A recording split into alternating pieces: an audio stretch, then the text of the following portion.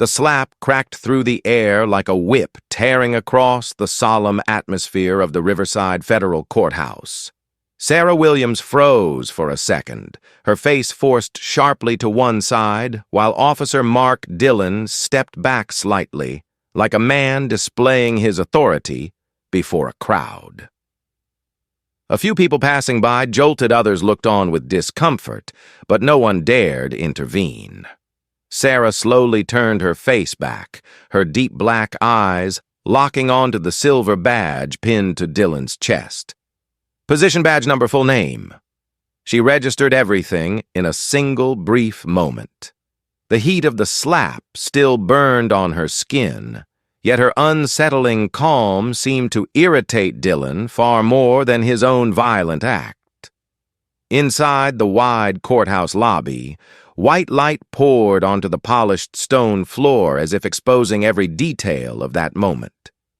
Dillon stood there, tall, 42 years old, carrying the hardened posture of an officer with 2 decades of experience working the security post. He inhaled, once his voice dripping with disdain. "I told you you're in the wrong place. The food assistance office is on the south side." Sarah didn't answer. She bent down to pick up her visitor pass that had been slapped from her hand. Her fingers trembled slightly, not from fear, but from the humiliation spreading from her chest to her throat, like a spark trying to ignite into a flame. Yet the part that hurt most wasn't the slap. It was the eyes of those who watched, judging her, doubting her, assuming she didn't belong here. Dillon looked at her with a half-smile. "Someone like you has no reason to step foot inside a federal courthouse, unless your baby's father is locked up again." Sarah drew in a restrained breath, forcing herself not to react instinctively. Her voice was quiet but clear. "I have legitimate business here." Dillon glared, spitting out each word like he was disciplining a child. "You call those scraps of paper you threw together legitimate documents? Don't think you can fool me." In Sarah's mind, every insult dropped like ice. But behind her silence, another part of her was razor sharp, observing, memorizing, waiting. She had faced far more dangerous men. She had taken on missions that only the most capable dared accept. But these people didn't know that. Dillon especially didn't know. His confidence swelled like someone who had lived too long in a protected bubble. Someone used to respectful looks, used to nods of agreement from colleagues, used to treating the courthouse like his personal territory where he could do whatever he pleased. And because of that, he believed Sarah was just an ordinary black woman not worth his attention. Sarah straightened, adjusting her collar. She felt the stares burning into the back of her neck, part pity, part suspicion. But no one knew that in this moment, a door in her memory cracked open, revealing nights of training, secret briefings, the vows she had once spoken under a flag. They didn't know how deeply she had already stepped into this system, how well she understood its machinery, and that today was anything but an ordinary day. Dillon continued to threaten her, waving toward the door as if shooing a stray dog from a porch. "Fake papers now, take them and leave." Sarah inhaled deeply, steadying her voice. "Officer Dillon..." I won't forget this. The statement made him pause for half a second, not out of fear, but surprise. People like you, according to his assumptions, usually keep their heads down and walk away without daring to look back. But Sarah didn't bow her head. Her gaze was a straight line, sharp as a freshly honed blade. What Dillon didn't understand, couldn't imagine, couldn't even begin to fathom was the truth, lying quietly beneath her simple shirt. The truth about her rank, her position, and the authority that within just a few hours would shake the small world he believed was untouchable. Sarah turned and walked away, steady steps, no rushing, no trembling. But in her heart, a vow rose up. Today's slap wasn't just aimed at her, but at everyone who had ever been treated the way she had. And there was one truth Dillon would soon face, very soon. He had slapped the wrong person, and the price for that mistake would be anything but small. 2 weeks later, courtroom number 3 of the Riverside Federal Courthouse carried an atmosphere completely different from usual, thick, heavy, and full of anticipation. People whispered to each other that this case was strange, that the female plaintiff was representing herself, that the defendant was a security officer with 2 full decades of spotless service. But no one in that room had any idea what was truly waiting for them. Officer Mark Dillon sat at the defendant's table, dressed neatly in a gray suit, shoulders pushed slightly back, as if he were ready for a performance in which he was the star. He wasn't worried. He had never had to be worried. 20 years of being shielded by a system that always favored him, 20 years of being trusted simply because of the uniform on his back, 20 years of watching complaints from people society deemed unreliable fade into silence. Today in Dillon's mind was just another easy morning. His attorney Richard Pollard whispered confidently in his ear, the kind of confidence that came from winning far too many cases. When referring to the moment Dillon slapped Sarah, he spoke like someone describing a house cat jumping onto a table, a small accidental gesture unworthy of attention. Dillon nodded, a smug smirk forming. He believed that as long as he struck the right tone and delivered his lines properly, the jury would believe him just as they always had. At the plaintiff's table, Sarah Williams sat alone. A charcoal suit, neat, perfectly pressed. In front of her was a thick notebook, pages marked with pale tabs. Everything about her setup looked almost too simple, too minimal, too strange. A black woman representing herself in a federal civil rights case against a security officer backed by the system itself. The people sitting behind her looked and silently assumed she was walking straight into disaster. But Sarah sat there quiet and unnervingly calm. From time to time, she looked up at the clock, eyes following the slow movement of the hour hand. Something calculated was working beneath that still surface. A plan no one in the room, not even Dillon, could possibly predict. When the judge entered the courtroom, Rose, Dillon adjusted his tie and lifted his chin like a man preparing for an award-winning performance. Pollard opened his file and immediately began questioning the defendant. "Officer Dillon, please describe the events of that morning." Dillon stood, spine-straight voice echoing with confidence. "I was performing my duties when I observed an individual behaving suspiciously, not following security procedures, and showing aggressive behavior." He spoke as if every sentence had been rehearsed in front of a mirror. Each word came out clear, forceful, certain. He claimed Sarah charged toward him, claimed he feared for the safety of those around him, claimed his actions were the minimum necessary defensive response. Some people in the room nodded slightly, some wrote notes, others glanced at Sarah to see her reaction. She didn't move. Her gaze stayed on the open page in front of her. The more Dillon spoke, the more confident he became. He boasted about 20 years of flawless service, boasted about praise from superiors, boasted that no one had ever seriously accused him of wrongdoing. He lived in the belief that his past would continue to shield him from the truth. From time to time, he looked at Sarah with a challenging stare, as if saying, "You don't stand a chance." But Sarah didn't look back. She didn't need to. Attorney Pollard presented a body cam video conveniently edited so that it started after Dillon slapped her. The footage framed Sarah as the one advancing, and Dillon as the poor soul forced to stop her.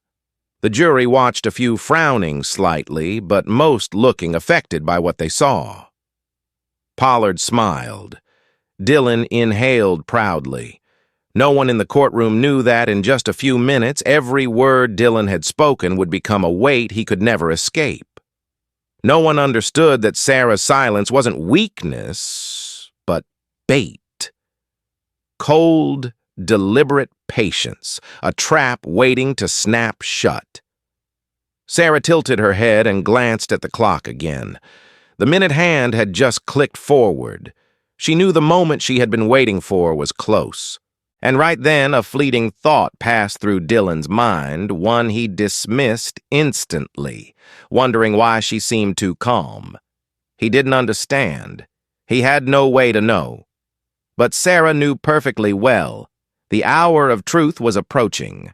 And Dillon, the man who believed he always won, was about to face something he had never imagined. The courtroom fell silent when Sarah Williams rose to her feet. No one had expected a woman representing herself to carry such poise. The pen in her hand tapped lightly against the edge of her notebook, a small gesture that somehow conveyed control, readiness, and authority.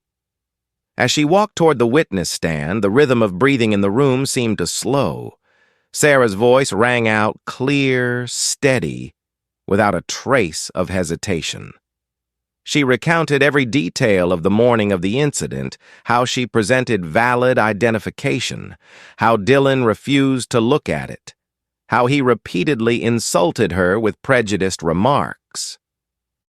Each sentence landed like a small needle, piercing through the barrier of confidence Dillon was trying to project to the jury.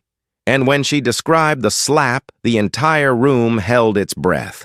Not because the slap itself was so brutal, but because of the way she narrated it, calm to the point of coldness, as though she were documenting an event meant to be recorded in the archives of justice.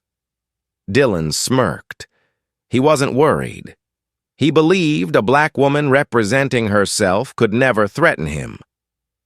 Yet that very calmness unsettled him until he kept shifting in his seat, restless, uncomfortable. Sarah didn't look at him. She didn't need to. She knew he was uneasy. She knew that every word from her was forcing him to swallow a fear he hadn't yet understood. The judge asked her to describe Dillon's physical contact.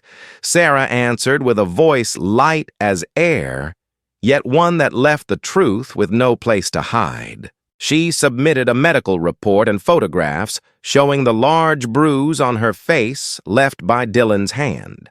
The jury looked up together, expressions shifting. Attorney Pollard immediately stood to object. He fired questions at Sarah sharp and hostile, trying to corner her. Was she exaggerating? Had she gone to the courthouse looking for trouble? Was she fabricating details to profit from the lawsuit? Each question was a thin blade aimed at shredding her composure. But Sarah answered each one with flawless precision, as if the rules of procedure flowed instinctively through her veins.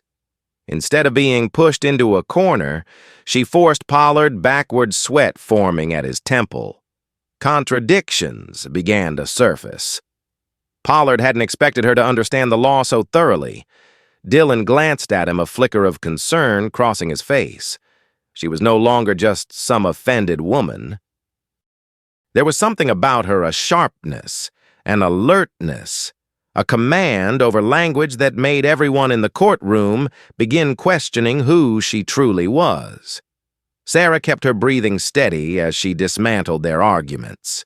She pointed out inconsistencies in Dillon's report. Incorrect wording, illogical details. Even the judge raised an eyebrow at the extent of her grasp on the facts. Then suddenly, just when everyone expected her to continue, Sarah paused for half a second. She looked at the clock, her gaze calm, but deep as a well. A small movement so subtle most people missed it, but those who noticed sensed a strange confidence beneath it. She wasn't rushing. She was waiting for something. Dillon swallowed hard. An uncomfortable pressure rose in his chest, as if something had slipped out of his control and he couldn't understand why. Pollard tilted his head, studying Sarah, trying to decipher why she seemed unnervingly in command. Sarah read one final line from her evidence, set the document down, and delivered a closing statement that flipped the entire room's perception. "The truth will protect itself, and I have everything I need to prove it." Her voice wasn't loud, but it sounded like a lock turning on a door no one realized existed. Dillon felt a chill crawl down the back of his neck. The jury stared at her longer than before, and Pollard, for the first time that day, looked genuinely uneasy. No one realized it yet, but that very moment marked the beginning of the devastating unraveling that was about to follow. Sarah had planted a seed of suspicion, a massive question about her true identity. And before anyone could fully grasp it, she quietly returned to her seat, carrying the composed posture of someone holding absolute control. The courtroom moved into the next phase of questioning, and the atmosphere shifted immediately. The words Sarah had spoken still hung in the air like an invisible thread, pulling everyone's curiosity and unease tight. Even so, people still believed she was simply a plaintiff who happened to be unusually sharp. No one could imagine that a hidden door in her life was slowly beginning to open. The night before, in her quiet home on the outskirts of Riverside, Sarah Williams sat alone in her office. The warm yellow lamp illuminated stacks of documents arranged as neatly and deliberately as a battlefield strategy. On the wall hung her National Police Academy graduation photo, her special investigation certification, her law degree from Georgetown University, and the medals she had earned in her years serving justice. They stood in a silent line, like milestones marking a journey no one in the courtroom knew existed. The wall clock ticked steadily. Sarah turned the file labeled Mark Dillon, her expression unwavering. 15 complaints ignored 8 internal investigations, buried multiple victims who abandoned their cases because they knew they could never defeat an officer shielded by the system. Each page unfolded like an old wound, the faint scent of power abused lingering between the lines. She closed her eyes for a moment, memories of long nights on duty at her old precinct rushing back. She had once believed deeply in the integrity of the force she served. Yet she had also witnessed the darkness that flowed beneath its surface. Those experiences had eventually pushed her toward a new path, one of leadership reform and fighting for justice from the roots, not just the branches. Her laptop screen lit up with a video call from Douglas Reeves, the police commissioner. He looked at her through the screen with seriousness and trust. "Tomorrow at 2 o'clock in the afternoon, the appointment ceremony will proceed on schedule. Are you certain everything is ready?" Sarah nodded. "Everything is exactly on track." Reeves glanced at Dillon's file on her desk, his eyes darkening. "He doesn't know this is coming," Sarah replied in a low, steady voice. "Arrogance is the most dangerous blind spot." The office door swung open. Maya, Sarah's 17-year-old daughter, entered with worry in her eyes. "I saw the video, Mom. He slapped you in the middle of the courthouse. Why didn't you hire a lawyer?" Sarah smiled softly, a smile that carried warmth, sorrow, and strength all at once. "Because sometimes to change a system, you have to walk into it, not stand outside, shouting at it." Maya studied her mother for a long moment, eyes full of unspoken questions. Then she whispered, "Are you sure you're safe?"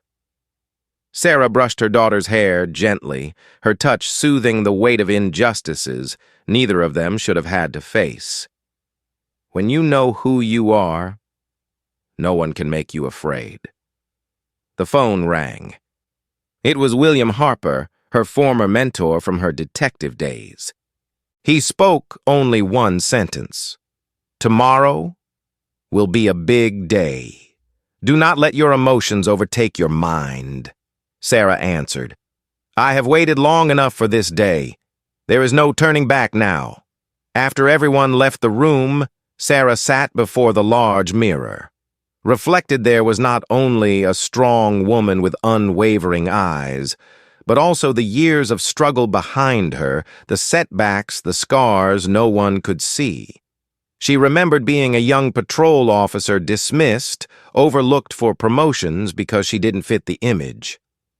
She remembered the constant self-study, the need to prove herself every single day in an institution where very few wanted to see a black woman in a position of power. She stood, opened her wardrobe, and took out her new uniform, the uniform of a chief of police.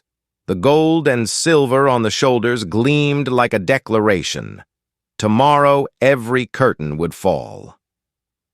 Sarah placed the uniform into her leather bag alongside her inauguration speech and the file on Dillon. Two items that seemed separate yet were connected by an unbreakable thread. True justice cannot exist where truth is hidden. She turned off the light and stepped out of the room, but before closing the door, she looked back one last time. Her gaze held no softness and no fear, only one thing: resolve. Tomorrow in the courtroom, Mark Dillon would learn he had struck the wrong person, and Sarah would not need to raise her voice to prove it. Her true identity would speak for her. The next morning, the courtroom was more crowded than usual. No one knew why, only that something felt on the verge of being exposed. And when the attorney representing Sarah's side entered, carrying large evidence boxes, the entire atmosphere shifted instantly. Mark Dillon saw it and froze for half a beat. This was no longer a lone plaintiff representing her self-situation. This looked like a meticulously planned operation built from the ground up. When the presentation of evidence began, no one could maintain the indifference they had earlier, because the large screen at the front was now displaying something Dillon never imagined anyone could obtain: the original unedited courthouse security footage pulled directly from the internal camera system. Every second, every frame exposed the raw truth. Sarah stood still, guest pass in hand. Dillon never bothered to look at her documents. Then came his insults, thrown like stones into another person's face. And, finally, the slap. Clear, sharp, echoing like the final punctuation mark that ended every lie he had told. The courtroom held its breath. People glanced toward Dillon to see how he would react, but his face had gone ghostly. Pale eyes, wide open, unblinking, as though even he could not fathom that this was truly him. Because a man accustomed to privilege always assumes his wrongdoings will never be recorded in full. Sarah's attorney moved to the comparison phase. A split screen appeared. On one side, Dillon's body cam recording, clean, clipped, carefully trimmed. On the other, the original video. The insults wiped out, the slap missing.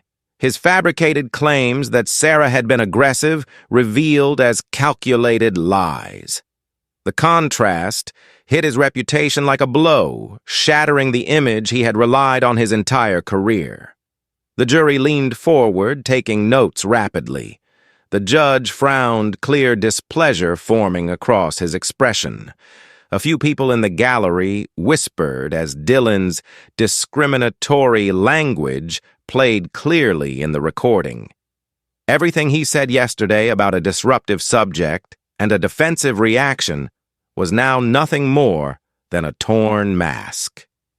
But it did not stop there. The first witness was called a courthouse clerk with more than 30 years of experience. Her voice trembled slightly but remained firm. She recounted seeing Dillon repeatedly yell at black visitors, directing them to separate screening lines without cause. She had filed complaints, she said, but they were ignored by supervisors. When the attorney asked, "Why speak up now?" she looked at Sarah and replied, "Because finally someone strong enough has come along to force the truth to be heard." Dillon swallowed hard.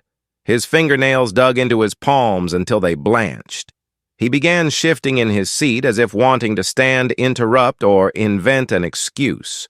But every new piece of evidence hammered another nail into the door he was trapped behind. Then a digital forensics expert took the stand. He explained how Dillon's body cam footage showed signs of deliberate editing timestamps, cut audio intentionally muted. Not accidental, not possible by mistake, only possible if someone was trying to hide something serious. And the most devastating blow, Dillon's internal file was introduced. Pages stamped with official seals listing every complaint the police department had let slip over the years. 15 victims. 15 chances to prevent the disaster of today. All discarded. The courtroom fell into an almost unnatural silence. The silence was so heavy that even the sound of a page turning seemed loud.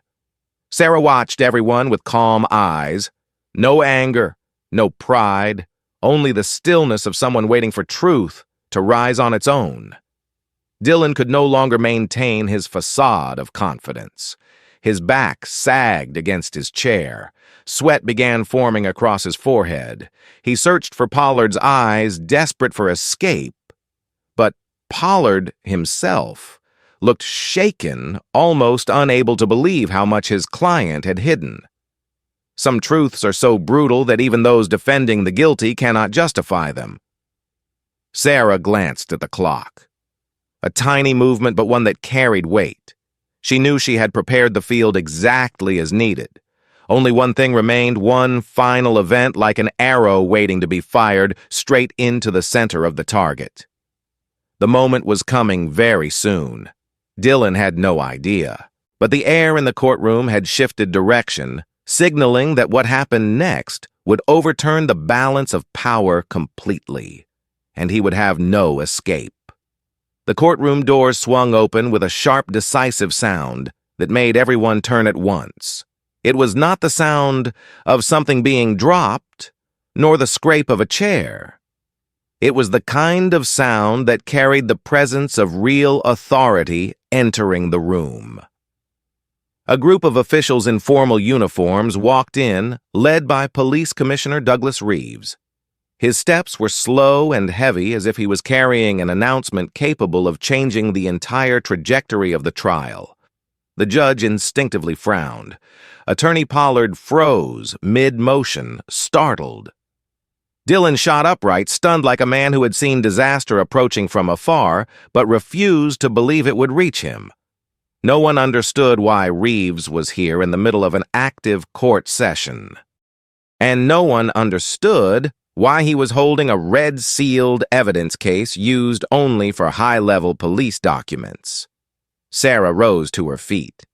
The movement was small, yet it made the entire room feel as if the air tilted. She was not surprised, not confused, not afraid. It looked as though she was stepping into a part of the plan she had timed to the second. Reeves greeted the judge, then turned to the room.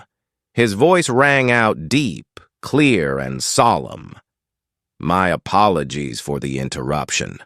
But I have an announcement that cannot be delayed, and this announcement directly concerns someone standing in this courtroom." Dillon's heart clenched, as if squeezed by an iron fist. He looked around, desperately waiting for someone to tell him this was a misunderstanding. Pollard placed a hand on his shoulder, but even that hand was trembling. Reeves turned towards Sarah. In his eyes was a respect no one else could comprehend.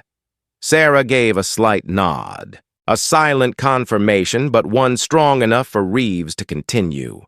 As of early this afternoon, the city of Riverside has officially appointed Sarah Williams as its chief of police. The courtroom erupted into gasps. Some people's mouths fell open. Others held on to benches to steady themselves.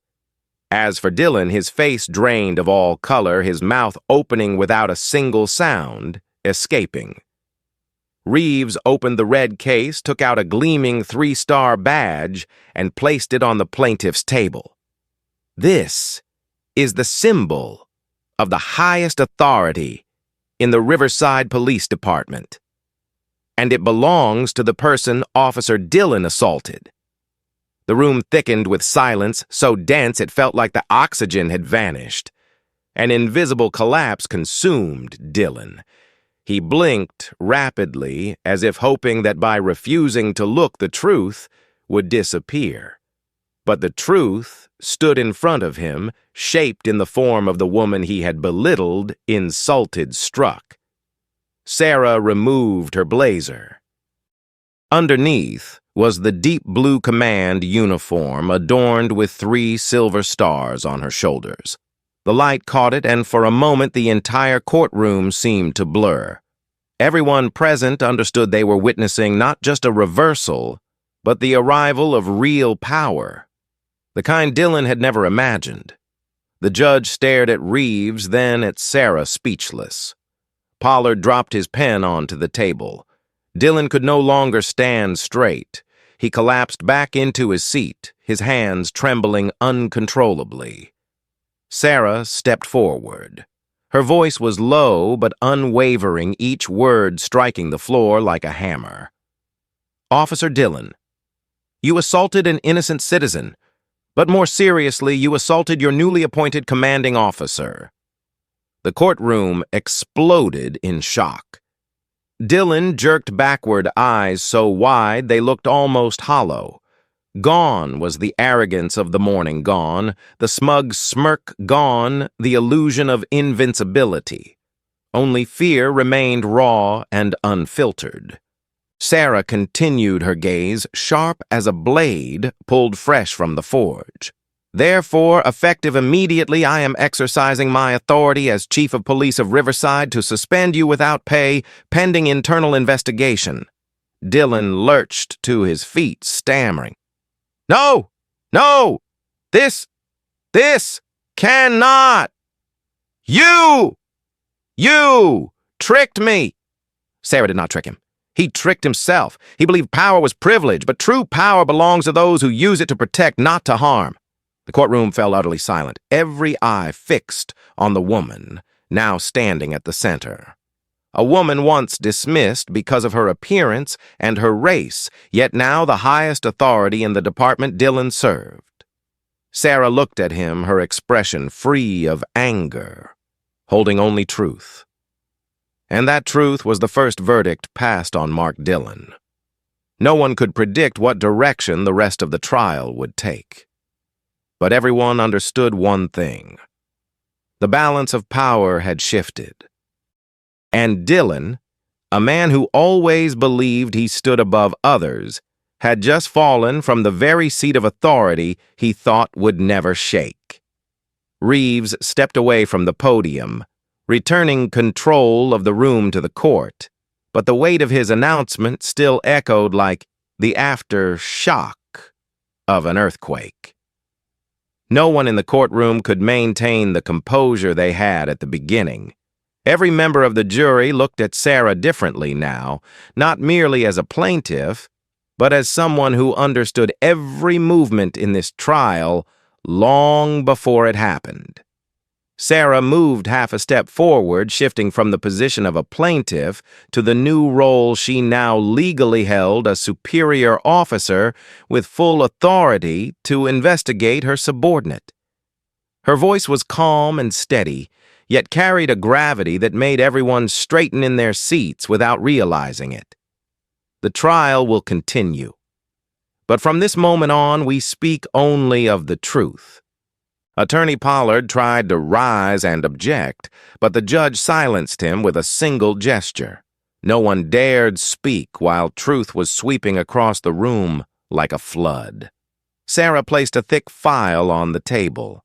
Dillon's name was printed across the front page, followed by a long list of 14 people, each name representing a story the police department had buried. She opened the first page. In the year 2019, Maria Gonzalez, a federal attorney. You demanded her documents 3 times despite her providing everything required. Your stated reason never appeared in your report. Dillon tightened both hands until the knuckles paled.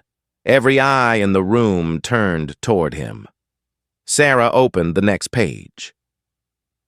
July of the year 2020. Federal Judge James Mitchell was stopped by you at the entrance because you believed he was using a fake ID. This was a judge you had seen no fewer than 20 times.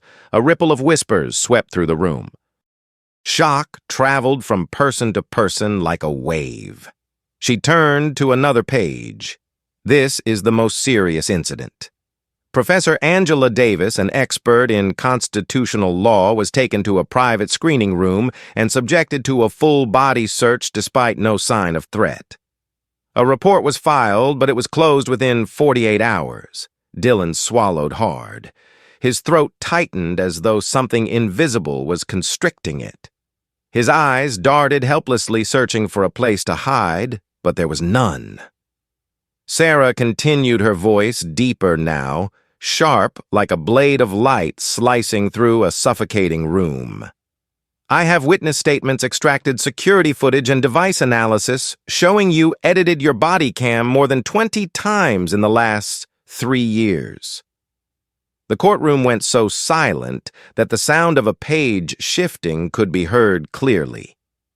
Dillon began to close his eyes, not out of exhaustion, but because he was too accustomed to escape routes. But this time, every exit had already been sealed. Sarah looked directly at him. You have caused many people to lose faith in justice, people who only wanted to exercise their rights without being insulted, threatened, or treated like criminals because of the color of their skin. Shame rose in Dillon's chest, thick and suffocating. Her words did not merely expose his wrongdoings, they peeled apart the mask he had worn for years. She turned to the final section of the file, the city's damage summary. Sarah read each word clearly. The city of Riverside has spent more than $2,300,000 settling civil rights lawsuits related to you. A juror shook their head and exhaled heavily. Another put their pen down and stared at Dillon, eyes filled with disappointment and anger. Pollard blinked rapidly as if searching for a reasonable explanation for his client's conduct. But no explanation existed that could patch the holes being ripped open. No argument could stop the tidal wave of evidence. Sarah gently closed the file. The simple gesture felt like sealing the coffin of the clean record Dillon believed he had. Her final sentence was slow, heavy, and absolute. Justice never disappears. It only waits for the right moment to return. And today, that moment has come. Dillon lowered his head. He understood. This was no longer about a slap, not merely a courtroom proceeding. This was the complete collapse of the facade he had built for 20 years. And the person who tore it down was the one he once considered the lowest in the room. The atmosphere in the courtroom had changed completely. If at the beginning, Dillon had sat with the arrogance of someone who believed himself untouchable, now he was only a trembling shadow of who he once thought he was. Every piece of evidence, every witness statement, every line from his internal file struck like a hammer against the wall of pride he had built over 2 decades. But that was only the first layer of truth. What made the entire courtroom fall into breathless silence was the woman standing at the center, Sarah Williams, her eyes shining with the certainty of someone who knew exactly where her path led and that the destination was now firmly in her hands. The judge tapped his gavel lightly, calling for proceedings to continue. Dillon's attorney jumped up desperately, trying to salvage the tiny fragment of control he had left. He stammered that Commissioner Reeves's appearance had influenced the trial, that Sarah's new position made the case no longer objective. But before he could finish, Sarah stepped forward, placing her hand on the podium, her voice forged from steel. I was appointed after the incident occurred, after the case was filed, and after he chose to attack me. My authority does not change the truth. It only ensures that the truth will not be buried again. Pollard fell silent. He knew he could not bend reality. The judge nodded slightly, acknowledging that she was absolutely correct. From that moment forward, no one dared question her presence again. Sarah turned her gaze, locking onto Dillon, a look so cold and precise that even those not involved felt a chill. The internal questioning began right there in the courtroom, swift, sharp, and uncompromising in the name of justice. Officer Dillon, do you know how many people have lost faith in this department because of you? He did not dare answer. His head dropped, his breathing heavy like someone being dragged out of deep water. Sarah opened another file. The papers landed on the table with a dry, final sound. This is a list of the people you discriminated against, people who stayed silent because they believed no one would listen. Today, I speak for them. A few people in the gallery covered their mouths in shock.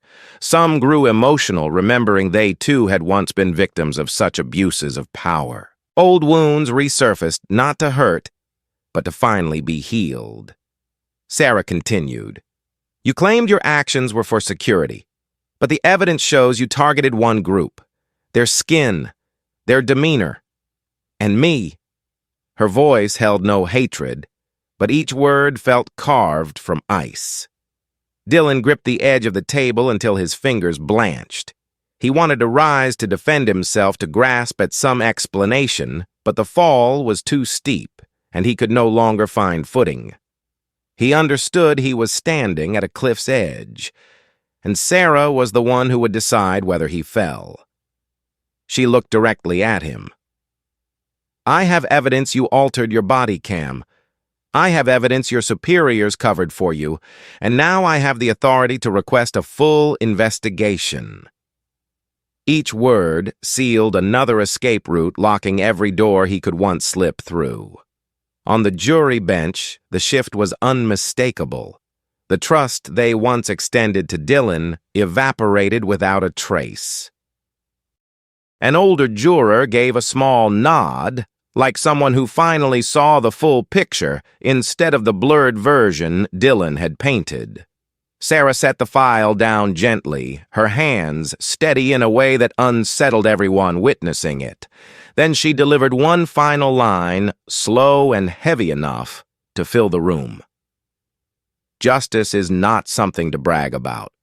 Justice is something to return to those who were robbed of their voice. And at that moment, everyone realized they were witnessing not just a trial, but a transfer of power. The moment a woman once underestimated was reclaiming the place she always deserved. Dillon lowered his head, his shoulders trembling.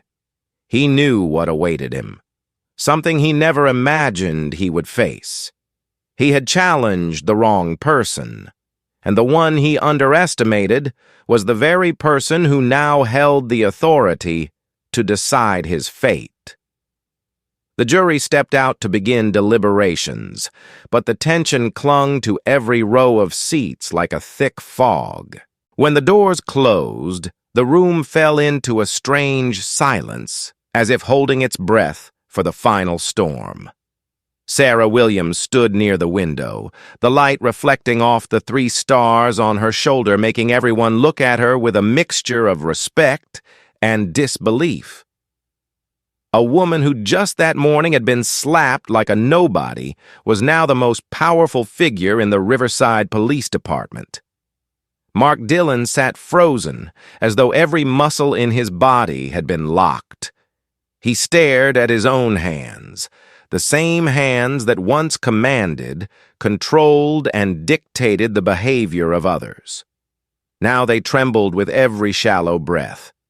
The courtroom no longer felt like the place where people bowed to him. It felt more like a shrinking box tightening around his lungs. Sarah turned her gaze calm, as still water yet beneath it churned a tide of clarity and resolve. She walked to the plaintiff's table, opened her black leather case, and took out something no one in the room had seen before. Another file, thick-sealed, unmistakably important. Dillon's head snapped up instantly. In that split second, his fear rose so visibly that everyone noticed. He could no longer hide it. The fear that had been smothered and shoved aside by 20 years of power now surfaced like a cornered animal. Sarah looked at him without blinking. "You think the evidence presented today is all I have?" Her voice was gentle, but it cut through the air like a blade. Dillon stammered. What more do you want?" "You already have the title, the position, everything." "I don't understand." Sarah interrupted him, her tone cold. "The fact that you do not understand is why you reached this point. And the fact that you do not understand is why you believed justice ends here." She broke the seal on the file. Everyone in the room straightened instinctively. Even the judge stopped writing and watched her every movement. Inside were neatly typed pages marked with color tabs that looked nothing like the documents from the current lawsuit. "This report," Sarah said, "is not for the court. It is for me in my capacity as chief of police." Dillon shot to his feet, as if struck by electricity. You cannot." Sarah stared him down. "I have full authority to review the entirety of your professional history. You are no longer just a civil defendant. You are an officer under my command, and it is my responsibility to protect this city from people like you." He stepped back. What terrified him was not the jury's verdict. It was the final version of the truth that only the head of the department had the power to reveal. Sarah read the first page. 2 years ago, you filed an incorrect report on the detention of a young black man, causing him to be held past his lawful release because you chose not to correct a technical error. Dillon gasped, struggling to steady himself. The next page. You approved a full-body search of an Asian woman despite no signs of violation simply because you believed she did not match the appearance of someone attending the hearing.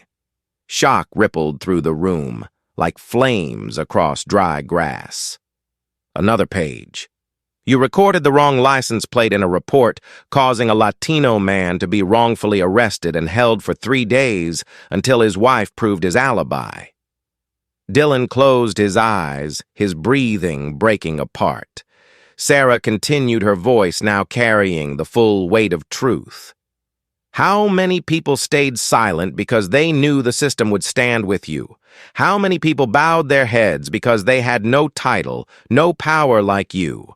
I collected these not to humiliate you, but to ask one final question: do you still believe you deserve to wear this badge? Dillon opened his eyes red and glossy. There was no trace of the powerful officer he once pretended to be. Only a man stripped bare with nothing left to cling to. Sarah turned toward the judge. "Your Honor, we do not need to wait for the jury. As the plaintiff, I have said all I needed to say, but as Chief of Police of Riverside, I must fulfill my duty." She looked directly at Dillon. "You are suspended from all duties, your credentials and badge revoked, and you are placed under internal criminal investigation." Dillon staggered. He reached for the table but missed. His entire body shook as if he had just heard the verdict of his life. Sarah continued. "And with the evidence collected, I am recommending permanent dismissal. You are no longer an officer of this city. A strangled sound escaped Dillon's throat. He trembled violently. His entire life, 20 years of confidence, 20 years of authority, 20 years of being shielded by the system shattered before his eyes, leaving nothing intact. The jury returned. Their expressions made it clear what they had decided, but everything had already been determined long before they walked back in. Not because Sarah was chief of police, but because the truth that surfaced today would not betray her. The judge read the verdict. Dillon was found guilty of assault, guilty of violating civil rights, ordered to pay damages, and referred to the district attorney for criminal prosecution. But Dillon did not hear the rest. He collapsed into his seat, finally understanding that truth always finds its way no matter how long it takes. Sarah looked at him, not triumphant, not proud, only with the calm of someone who chose to stand when others chose silence. She walked out of the courtroom without looking back. She did not need to, because she knew what had just happened was not simply the downfall of a man. It was the beginning of a new system, one where those who abuse power would no longer have a place to hide. The verdict was read, and as the courtroom doors opened, the afternoon light spilled into the long courthouse hallway like a quiet beam, illuminating the end of an old era. Judicial officers escorted Mark Dillon out his footsteps, heavy, each one echoing like the final remnants of the power he had wasted recklessly for 20 years. Gone was the confident stride of a seasoned officer. What remained was the slow, unsteady walk of a man who had lost everything he once believed could never be taken from him.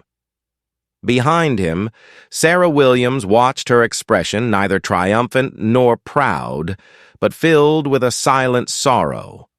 Not sorrow for Dillon, but for the truth that someone who once had the chance to serve the community had chosen instead to use power to harm. Those around her looked with open respect. Jurors nodded to her. Some citizens shook her hand. Others simply stepped aside with reverence, as if they had witnessed something far larger than a trial. At the top of the courthouse steps, Sarah paused. The riverside sky was startlingly clear. Soft sunlight glinted off the silver edges of her three-star command insignia, turning her into the focal point of the natural light cascading around her. A long line of reporters waited with microphones raised and cameras glowing, ready for an answer they knew would echo far beyond these courthouse walls. A young reporter spoke first, her voice trembling with emotion. "Chief Williams, is this victory a personal act of revenge?" Sarah looked directly into the lens. "No. This is not my victory. This is the victory of everyone who has ever been treated unfairly, but did not have the power to speak. This is the victory of truth." A simple answer, yet it silenced the entire crowd. Several cameras lowered respectfully. Another reporter stepped forward. "After today, what changes do you intend to make within the Riverside Police Department?" Sarah drew a slow breath, the kind of breath taken by someone who had carried a plan for years, waiting for the moment it could finally begin. "I will start by fixing what should have been fixed long ago. Retraining, rebuilding trust, and ensuring that those who abuse power have no place in this system." Applause rose spontaneously from nearby residents. Not because she had made a grand promise, but because they believed she meant it. She had proven it with the way she fought in court. Sarah stepped away from the press stand and descended the steps. At that moment, Maya, her daughter, ran up to her, eyes red but shining with pride. "Mom, you did it." Sarah wrapped her arms around her, feeling the warmth of the child she once feared would grow up in a world where justice was inconsistent and conditional. Not everyone in uniform can be trusted. Not everyone with authority deserves it. And sometimes, to protect your child, you choose the harder, more painful, more honest path. Maya whispered into her shoulder. I have never seen anyone as strong as you. Sarah smiled softly.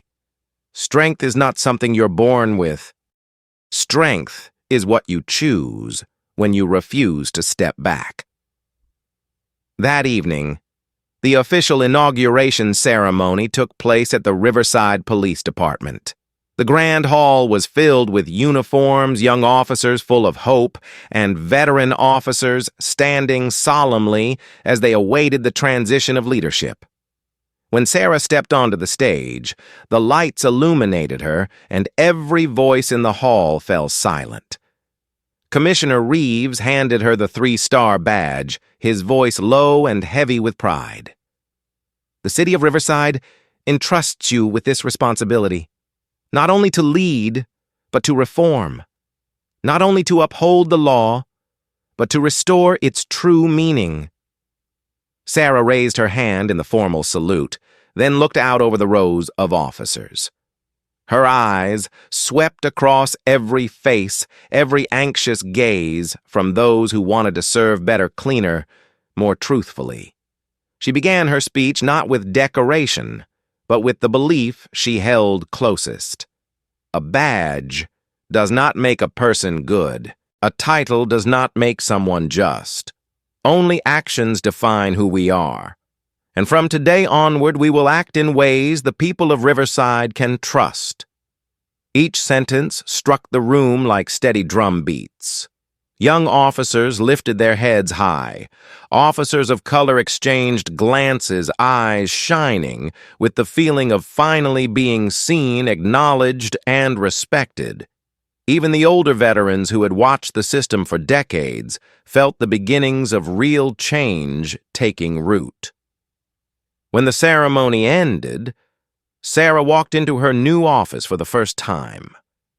The space was wide, warm light falling across the wall that bore the words she had always believed in, to protect and to serve. She stood still for a few seconds, understanding that the painful journey she had just endured had brought her here for a reason. A soft knock sounded. Reeves stood at the door, his eyes gentle but firm. Today you did what many never dared, but tomorrow the real work begins. Sarah nodded. She understood. Justice is not a victory. Justice is a process. When Reeves left, Sarah sat at her desk, her hand resting on the 3-star badge. Outside the window, the city of Riverside shimmered under the night lights, beautiful yet filled with shadows. She knew she would have to walk into those shadows not once, but many times. But now she had the authority, the voice, and most importantly, the position to fix what needed fixing. She closed her eyes for a moment, remembering the instant Dillon slapped her in the courthouse lobby. If she had reacted differently, if she had stepped back out of fear, if she had stayed silent because she believed she was not strong enough, none of what happened today would have existed. But she had stood firm, and because of that, the truth was spoken. Justice was served, and a system that had rotted quietly for years had begun to change. Sarah opened her eyes sharper and clearer than ever. She rose and walked toward the door. Her first task as chief of police was waiting. A new beginning, a new promise. And from tonight onward, Riverside would never be the same again. From the perspective of a specialist in systemic justice, this story is not only about the downfall of a single individual who abused power. It also exposes the deep fractures within the structures we once believed were unshakable. The rise of Sarah Williams shows that real change does not come from luck. It comes from resolve courage and the willingness to confront what so many choose to avoid. Justice does not appear on its own. It is built by those who dare to place truth above everything else. If you believe stories like this should be shared to awaken and inspire, then like and subscribe to join us on the journey to seek the truth. And leave a comment with the phrase, "Stand tall."